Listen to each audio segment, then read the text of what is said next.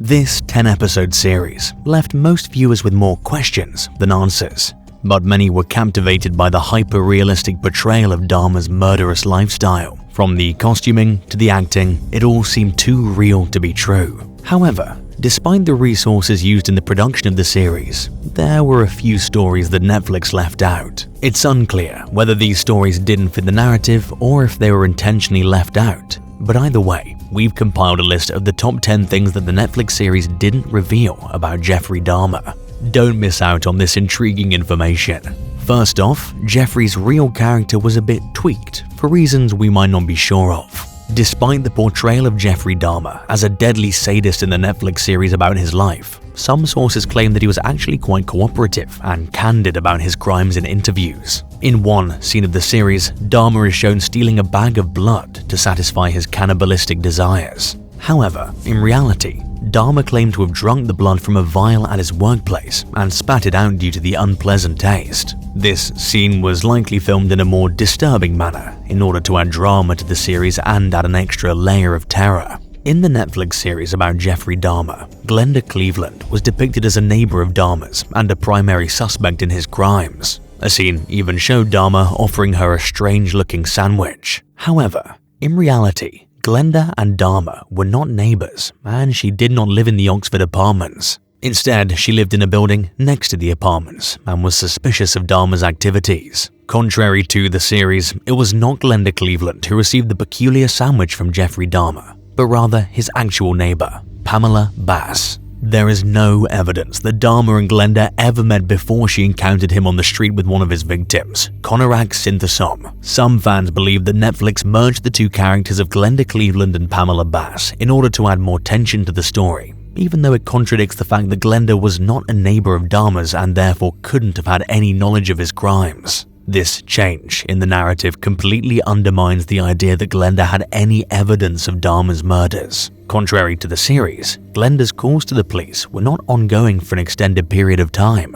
The most significant call she made was when she encountered Conorak outside of the Oxford apartments without any clothing. Tragically, the officers handling the case ended up returning Conorak to Dahmer, resulting in his death. Despite the attention to detail that Netflix put into their portrayal of Jeffrey Dahmer's story, it's clear they took some creative liberties with the facts. In the series, we see Glenda Cleveland watching the news about a group of white police officers beating a black undercover cop in Milwaukee, Wisconsin. While this incident may have actually happened, there's no evidence to suggest that it occurred during the same time period as Dahmer's murders. As fans of the series, it's easy to believe that everything depicted in the show is true to life, but as it turns out, that may not always be the case. In the series, there's a new segment shown about a fire raging in a city called Stafford. However, if you've never heard of Stafford before, that's because it doesn't actually exist, at least not in Wisconsin. This raises questions about the authenticity of the show's storytelling. Perhaps Netflix's depiction of real events is not as accurate as we thought.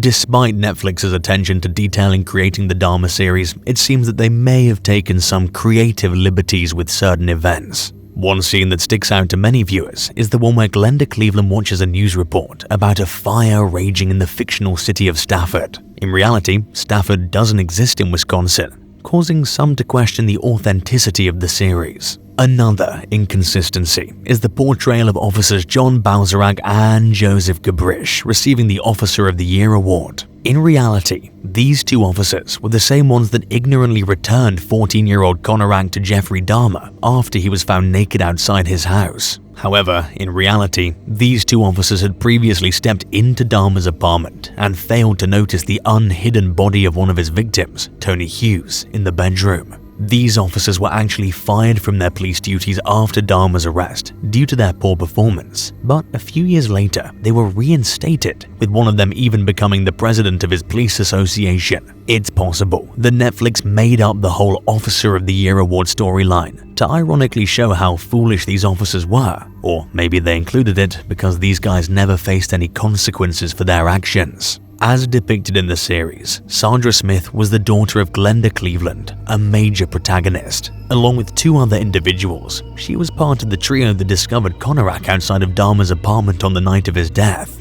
In the series, Sandra is shown being arrested for assaulting a curious onlooker and destroying their camera. However, in reality, this incident never took place. It's possible that this was a fictional plot created by Netflix in order to further endear the audience to the character of Glenda Cleveland. In the aftermath of Dahmer's arrest, many people were furious about how he seemed to escape justice repeatedly. Some viewers believed that if Dahmer had received a more severe punishment earlier on, some of the murders he committed could have been prevented. Judge William Gardner is the one who's faced the most criticism for this, as he's seen as being responsible for Dahmer's lenient sentences. But, as we saw in the series, Judge Gardner was not willing to give Dahmer a harsher sentence due to his lack of criminal history at the time. Many people believe that if Judge Gardner had given Dahmer a stricter punishment, the subsequent murders could have been avoided. The public outrage over Judge Gardner's decision was well justified, as it ultimately led to the deaths of countless individuals.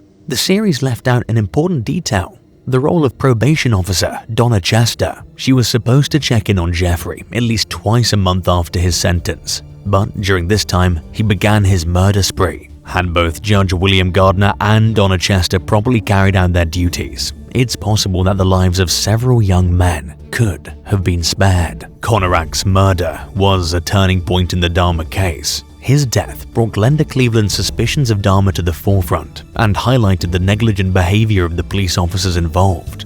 The name Konarak has been mentioned repeatedly in this video because the controversy surrounding his murder played a crucial role in the eventual arrest and conviction of Dahmer. Although the Netflix series did an admirable job of recreating the scenes surrounding Jeffrey Dahmer's murder of Konarak's synthason phone, there was one key detail that they left out. In the series, Dahmer approaches Konarak in a convenience store and bribes him with some beer and a promise of cash if he follows him to take some pictures. However, in reality, Dahmer confessed to meeting Konarak at the Grand Avenue Mall. According to the series, a man jogged past Dahmer's house every morning. As Dahmer became increasingly obsessed with this jogger, his obsession turned into a desire to kill him. He began to contemplate attacking the jogger with a baseball bat. And based on his past actions, it seems that these thoughts eventually turned into concrete plans.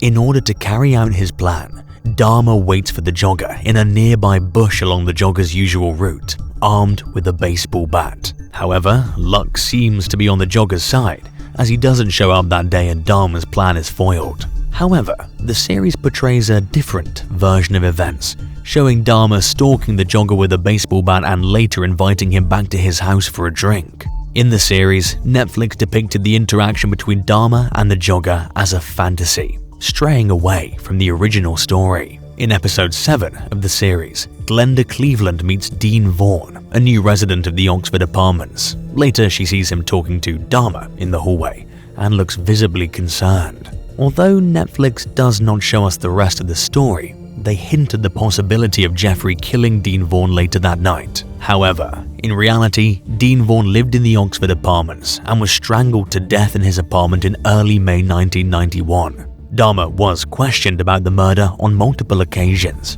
but he always denied knowing Dean Vaughn, and there was no evidence linking him to the crime. The death of Dean Vaughn remains a mystery to this day.